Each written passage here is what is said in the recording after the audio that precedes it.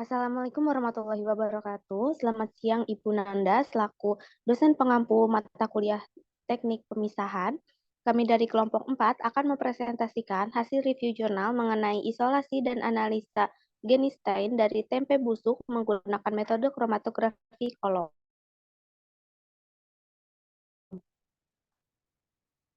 Anggota kelompok kami yaitu terdiri dari Adira, Nur Amira Laili, Nurul Aulia, Syifa Aprilia, Fevi Angeli, Yasmin Fadila, dan saya sendiri Yulianti.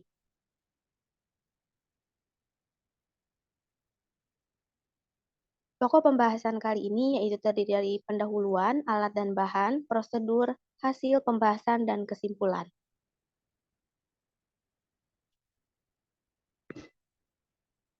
Yang pertama ada identitas jurnal dengan judul Isolasi dan Analisa Genistein dari tempe busuk menggunakan metode kromatografi kolom yang dituliskan oleh Hartati Sujipto, Yohanes Martono, dan Zulfa Yuniarti dengan nama Jurnal Bioteknologi dan Biosains Indonesia diterbitkan pada tahun 2018 dengan volume 5 dan nomor 1.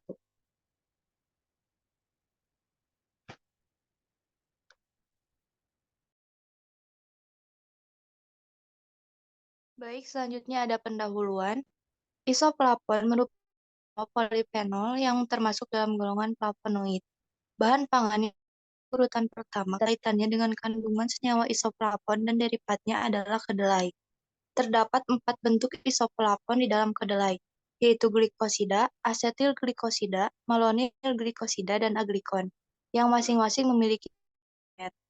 Isomer dari isoflavon aglikon yaitu genistein, diazein, dan glycitein. Tempe merupakan produk fermentasi kedelai yang paling banyak dikonsumsi masyarakat dibandingkan produk fermentasi lainnya.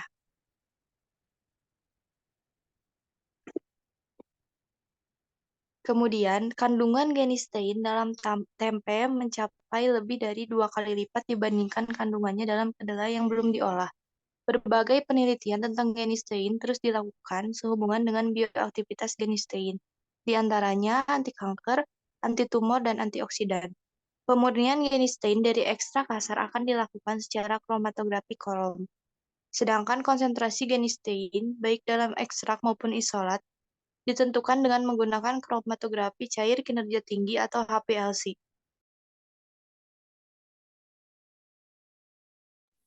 Untuk alat bahannya, yang pertama untuk alat ada centrifugal, chamber KLT, terus ada drying cabinet, ada grinder, moisture analyzer, noise analytics, soklet, plat KLT silica gel, terus ada rotary evaporator, seperangkat alat kromatografi APLC, seperangkat alat kromatografi kolom, ultrasonikator.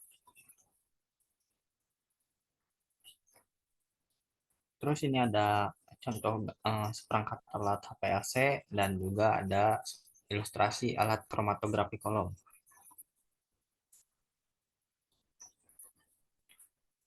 Untuk bahannya kita menggunakan etanol, jenis ten, kloroform, metanol, dan heksana. Lalu ada tempe. Tempenya diperoleh dari pengrajin tempe di Bugel di Salatiga, Jawa Tengah.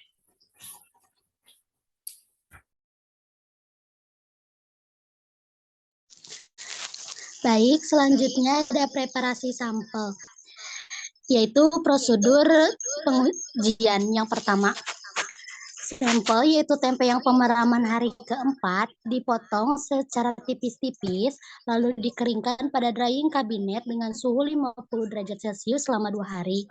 Selanjutnya dihaluskan dengan grinder dan disimpan dalam wadah kering untuk analisis yang lebih lanjut. Sampel yang telah halus diperoleh.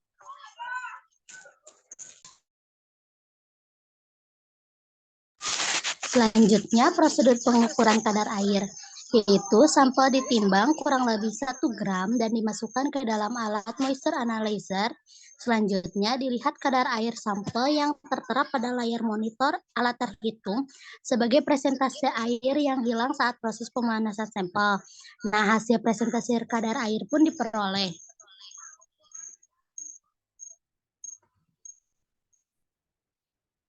Selanjutnya, prosedur ekstraksi isoflavon, yaitu sampel didevatisasi Sampel tersebut menggunakan pelarut N-heksana, yaitu perbandingannya 1:5 B per Pi selama 3 jam pada alat soklet. Kemudian sampel dikeringkan yang telah terbebas dari lemak tersebut. Nah, dikeringkan sampel sebanyak 25 gram yang diekstraksi dengan cara ultrasonifikasi menggunakan pelarut standar 70% dengan perbandingan 1:6 selama 1 jam. Nah, selanjutnya dipisahkan ekstrak yang cair dengan cara sentrifugasi kecepatan rendah dengan kecepatan 800 rpm selama 10 menit. Kemudian diekstraksi kembali residu yang tersisa sebanyak 2 kali menggunakan pelarut yang baru. Nah, dikumpulkan seluruh ekstrak cair dan dipekatkan di rotary evaporator hingga didapatkan ekstrak kental. Lalu diperoleh ekstrak yang kental, lalu ditimbang, kemudian dihitung rendemennya berdasarkan persamaan.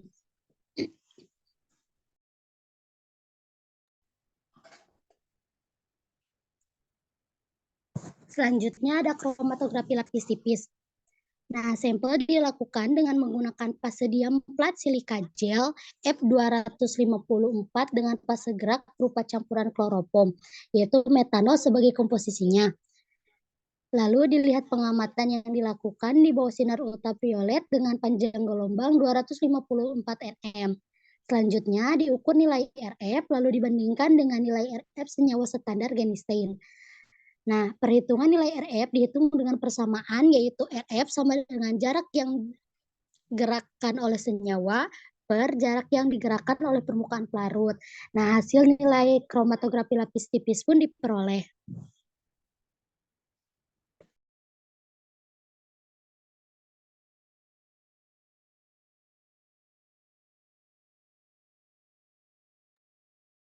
Selanjutnya ada prosedur kromatografi kolom. Nah, sampel dilakukan pada fase gerak menggunakan kromatografi kolom menggunakan kloropom, yaitu dengan metanol pada komposisi yang memberikan pemisahan terbaik pada KLT. Dengan perbandingan antara sampel dengan fase diam adalah 1:10. B per B. Lalu setelah itu ditambung eluat pada botol penampung fraksi setiap kurang lebih 0,5 mili. Kemudian keseluruhan fraksi yang dihasilkan dianalisis menggunakan KLT. Lalu diperoleh hasil fraksi KLT yang mempunyai pola pemisahan yang sama, yaitu harga RF yang sama digabungkan kemudian diuapkan. Hasil dari fraksi KLT pun diperoleh.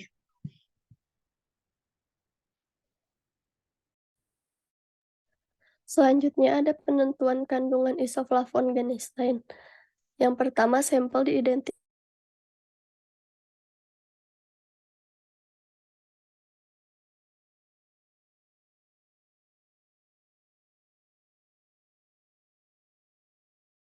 dan 20 mikroliter sampel lalu diinjeksikan ke HPLC setelah pengkondisian HPLC selesai.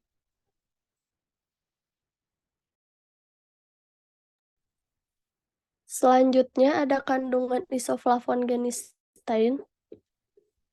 Yang pertama, diidentifikasi isoflavon menggunakan metode HPLC dilakukan dengan pengkondisian instrumen HPLC dan pembuatan larutan sampel. Lalu dilarutkan ekstrak dalam 5 mili etanol, dilarutkan 20 mikroliter sampel, lalu diinjeksikan ke HPLC setelah pengkondisian HPLC selesai.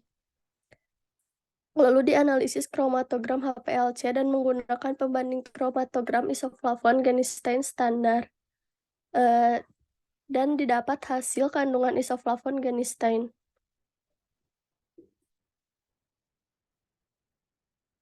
Selanjutnya ada analisis data. Yang pertama, sampel dilakukan analisis kuantitatif Genstein secara HPLC dengan metode standar eksternal. Lalu diketahui konsentrasi Genstein dalam sampel dengan memplotkan area puncak analit pada kurva baku standar. Lalu didapat hasil konsentrasi Genstein.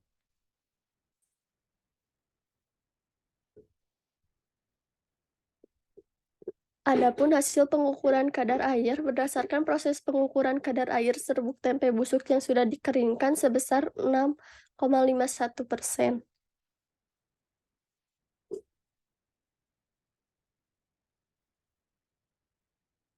Berikutnya ada hasil KLT ekstrak isoflavon tempe dan standar genistein pada berbagai perbandingan fase gerak.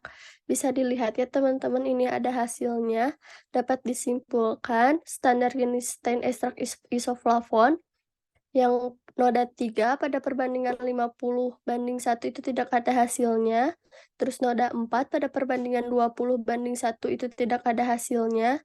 Selanjutnya 25:1 itu tidak ada hasilnya, dan yang terakhir 50:1 itu tidak ada hasilnya.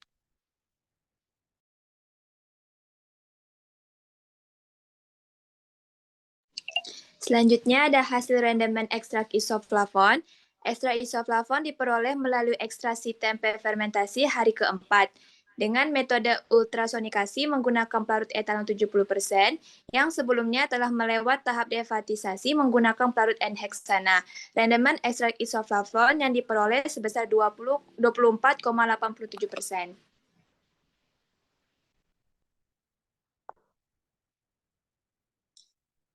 Nah, di sini tuh ada hasil kromatografi lapis tipis. Bisa dilihat ya, teman-teman. Di sini ada hasil analisis KLT perbandingan standar genistein dengan ekstrak isoflavon tempe, yang dimana fase geraknya yaitu CH3Cl3 itu kloroform berbanding CH3OH metanol.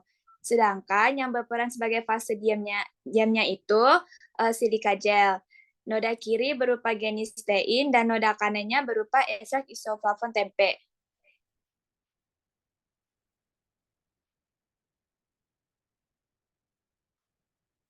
Selanjutnya ada hasil analisis KLT perbandingan standar genistein dengan fraksi-fraksi. Fase geraknya itu CHCl3 berbanding dengan CH3OH yaitu 10:1. Fase diamnya itu plat silika gel. Bisa dilihat standar fraksinya itu bermulai dari noda kiri ke kanan. Fraksi A, B, C, dan fraksi D.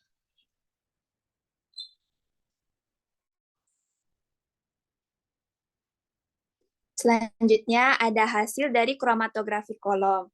Puncak genistein ekstrak, isoflavon, dan isolat genistein berturut-turut muncul pada waktu retensi 27.000 dan 27.683 menit. Puncak-puncak lain yang terdeteksi diduga merupakan senyawa golongan isoflavon. Salah satu di antaranya yang dominan diduga merupakan daidzein. Waktu retensinya itu 15.800 menit. Kadar genistein dari hasil analisis dengan HPLC pada ekstrak isoflavon sebesar 4.737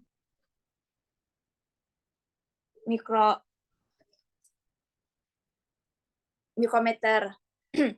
Penelitian ini menghasilkan ekstrak dengan kadar genistein yang lebih tinggi.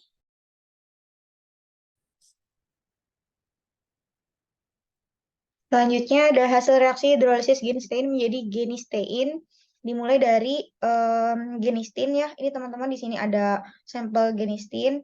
Kemudian dia dihidrolisis melalui katalis enzim beta glukosidase dan air. Kemudian dia menjadi genistein dan glukosa.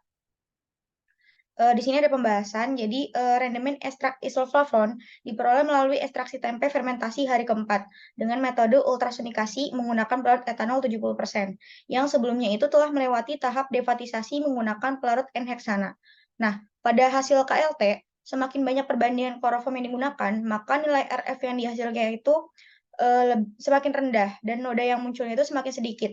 Hal ini disebabkan karena adanya senyawa yang akan dipisahkan semakin tertahan pada fase diam karena pengaruh polaritas baik dari senyawa, fase diam maupun fase geraknya. Lalu pada hasil kromatografi kolom, fraksi A dan fraksi B menunjukkan positif genistein karena terbentuk noda dengan nilai RF yang sama dibandingkan dengan nilai RF standar genistein, yaitu sebesar 0,47. Fraksi A dinilai relatif lebih murni sebagai isolat genistein secara KLT karena si isolat genistein itu menghasilkan noda tunggal. Sedangkan pada fraksi B, dia menghasilkan dua noda di mana noda keduanya itu diduga masih termasuk senyawa golongan isoflavon yang terkandung dalam tempe. Lalu di sini ada analisis kuantitatif genistein yang dilakukan dengan menggunakan metode standar eksternal dengan memplotkan area puncak analit pada kurva baku standar. Kadar genistein dalam isolat terukur sebesar 31,36 mikrogram per gram ekstrak. Bila dibandingkan dengan kadar genistein dalam ekstrak kasar yang diisolasi atau yang digunakan untuk kromatografi kolom, yaitu sebesar 248,66 mikrogram gram per ekstrak. Maka dapat ditentukan persen perolehan kembali persen recovery-nya itu sebesar 12,61%. Rendahnya persen recovery yang diperoleh diduga disebabkan karena ada sebagian genistein yang belum terpisah dengan senyawa lain. Lalu di sini juga kemurnian genistein itu dihitung berdasarkan area puncak kromatogram, yaitu dengan membagi area puncak genistein dengan total area puncak-puncak yang ada. Kemurnian genistein dalam isolat sebesar 63,8% dibandingkan dengan kemurniannya dalam ekstrak isoflavonnya itu sebesar 31,98%. Kemurnian genistein dalam isolat itu lebih besar, hampir mencapai 2 kali lipat. Namun, kemurnian tersebut dinilai masih belum cukup besar, sehingga seperti yang sudah disebutkan sebelumnya, metode yang diterapkan pada penelitian ini tuh masih perlu dikembangkan lebih lanjut. Dapat disimpulkan dari hasil review jurnal yang kelompok kami review, isoflavon ini merupakan senyawa polifenol yang termasuk dalam golongan flavonoid.